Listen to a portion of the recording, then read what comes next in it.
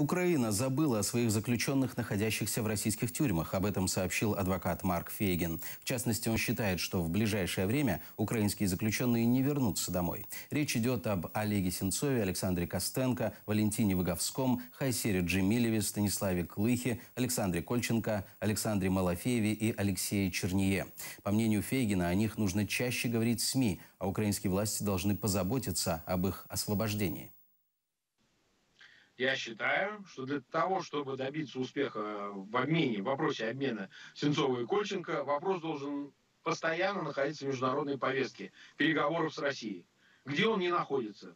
Это не только, конечно, и не в последнюю очередь необходимая функция главы государства Украины и внешнеполитического украинского ведомства, но в том числе и тех, кто защищает интересы этих людей здесь, в России, адвокатов.